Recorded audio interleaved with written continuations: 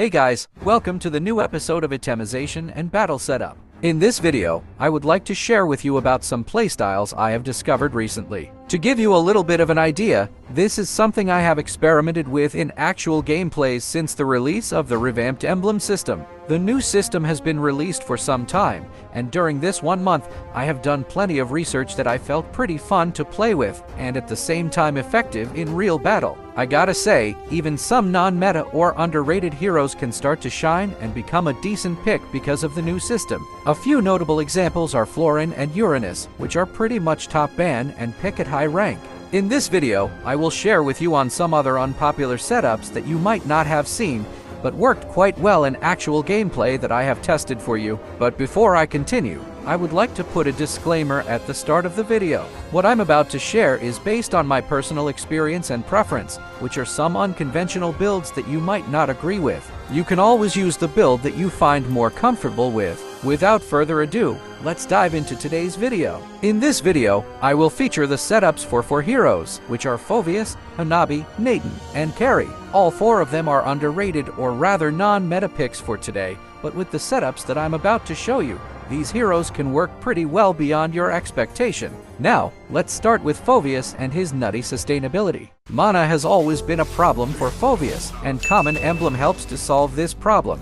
Just like how Uranus can now skip Enchanted Talisman. Similar for Phoveus, he can now skip that item too if you used to build it, but other than that, you can also skip Clock of Destiny.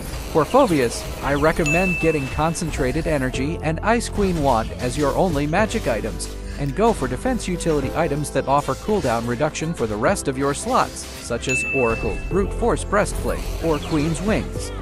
You might choose Divine Glaive to replace one of the said defense items if you prefer more damage. The 2 magic items which offer Spell Vamp can be a great tool for Phoveus to survive in fights while he constantly jumps on different targets, and at the same time, you have decent damage output thanks to the new Concentrated Energy being a magic version War Axe. Combine it with Festival of Blood and Brave Smite, and you can regenerate a lot of HP you lose.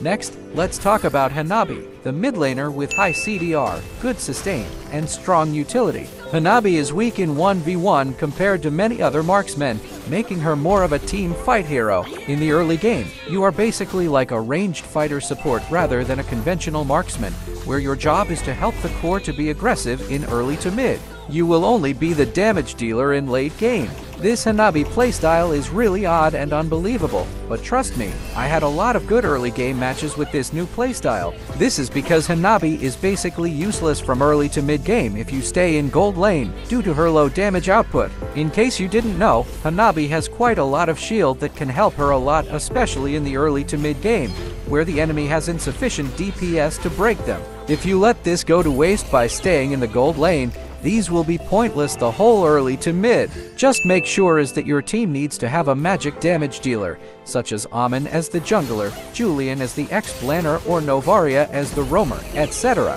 Otherwise, your enemies can skip magic defense items which make your entire strategy cause more harm than good to your team.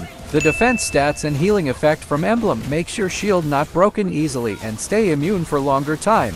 CDR ensures your S1 and S2 spammable. Her S1 already gives shield, S2 gives heal due to Brave Smite. This makes her really sturdy and can constantly give the enemies debuff. Next, I would like to talk about Nathan with the magic crit build. Nathan has become quite underrated after being popular for only a short time, despite not getting a lot of nerfs. This hero actually has a lot of potential, but most players might mistaken him as a weak marksman due to the low lifesteal you can get from the Golden Feather build. In fact, most physical marksmen who get the similar counterpart, which is the Golden Demon combo, often have low lifesteal as well, such as Claude, Carrie, and Wanwan, because the main damage dealt is based on Demon Hunter Sword's passive instead of their auto attack, which leads to low lifesteal. Similarly, it is what happens on Nathan because you don't get lifesteal from Feather of Heaven's passive. This is where the critical build comes to the picture.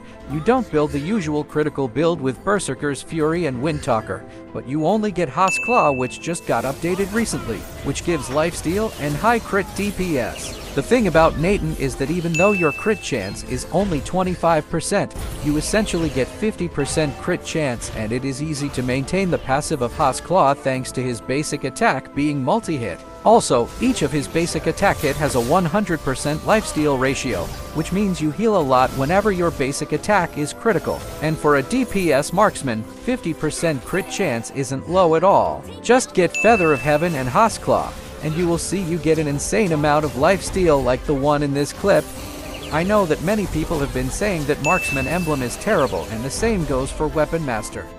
While I agree with that it is the case for most heroes, I also partially disagree because it works super well with this Moonton. But I will save this for my Moonton video in the near future. Be sure to subscribe so you don't miss out. Now, let's talk about Carrie, the only marksman who can get Spell Vamp MM with insane slow and heal. Carrie was once a menace due to her being buffed too much a few patches ago. However, her popularity and win rate dropped quite a lot since she got her nerf.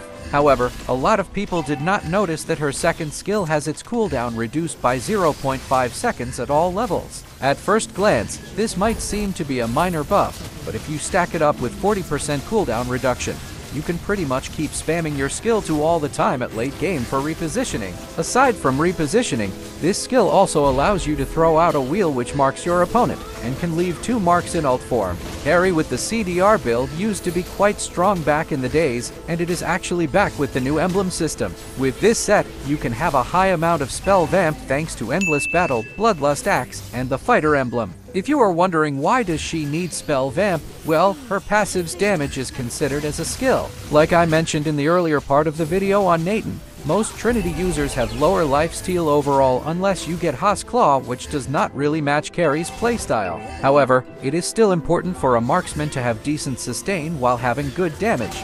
This is where the spell vamp comes to the picture. For every time your passive deals damage, you get a decent number of heal thanks to your passive. And not to forget your skill 1 and 2 can both provide a good amount of heal as well because they enjoy the benefit of spell vamp. In the early to mid game, you are more of a skill caster who constantly dish out true damage and sustain yourself. In the late game, Corrosion Scythe helps you to slow down the enemies even more, and Golden Staff helps you proc your passive faster, meaning more damage and more heal. These are the 4 heroes I would like to talk about in this episode of Itemization and Battle Setup. If you find this information helpful, do leave a thumbs up button and subscribe to the channel. Check out this video on Bane's most effective fighter, mage, and tank 3-in-1 setup with the new emblem system as well. I'm not including him in this video because I had made one for him earlier. I will also be making videos on the heroes I mentioned in this episode in the future too, so don't miss out. As always, thank you for watching.